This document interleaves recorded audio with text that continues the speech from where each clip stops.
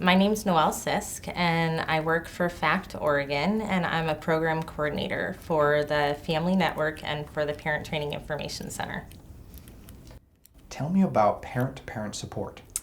Parent-to-parent support is kind of the model that we're based off of as a family network, and it's also the model we use when doing parent training information center support within special education. And it's the idea of that parent-to-parent relationship and that parent-to-parent support that no one else can really understand unless you're walking that journey. And the fact that I'm a parent of a child who experiences a disability, so the perspective that I come from whenever I do a education training or a person-centered plan or just talking to a family on the phone or meeting for coffee, whether or not it's dealing with a situation of a 9-year-old being potty trained or a new diagnosis and navigating all those emotions, any support I give is coming from the perspective of what I went through myself.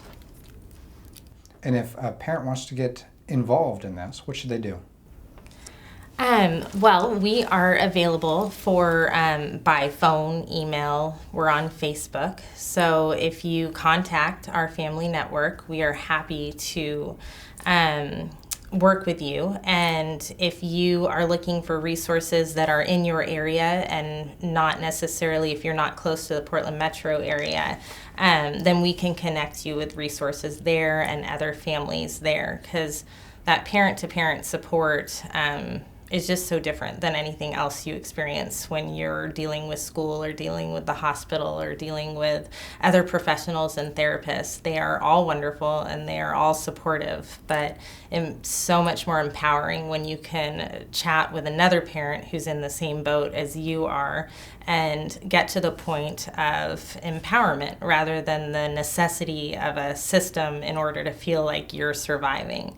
And you can't really ever get to the point of advocating for your child unless you get to the point of not being stuck on survive. And in my situation, I was definitely isolated and stuck on survive till my daughter was almost 5. And all that formal support that I had was incredible, and it really did help her and her development, but it left me in a place where I felt like I really needed them to go forward. And it wasn't until I accessed my family network, which is FACT, who I work for now, that I was able to really see other parents going through the situation I was going through, chat with another mom who is still potty training their 6-year-old, chat with another mom who is navigating her first IEP meeting and what that was going to look like and how to navigate advocating if you wanted your child to access general education and not be segregated, or what those supports looked like when they were in a self-contained classroom. And all those questions were answered by another mom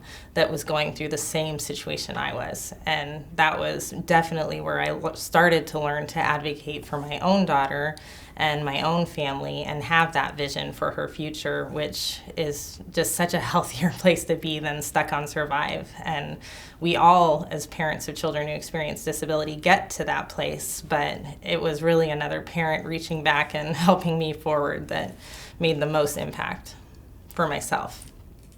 For parents who are outside of Oregon, do you have any recommendations?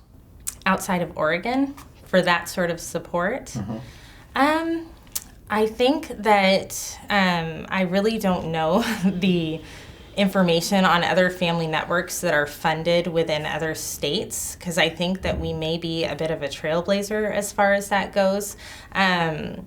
But there are always other incredible support groups, and that I always tend to get a little more out of the cross-disability support groups than I do the more disability-specific support groups.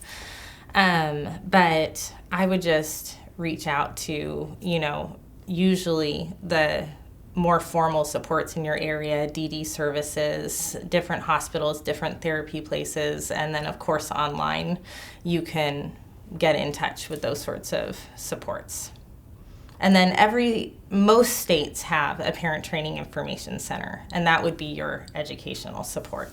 So you would be able to access something like us in Washington, because I do know that does exist. And then sometimes those supports will have more of that just other recognized groups in the area that you could become involved with so that you're not feeling isolated, so you're not feeling like you're the only one going through this.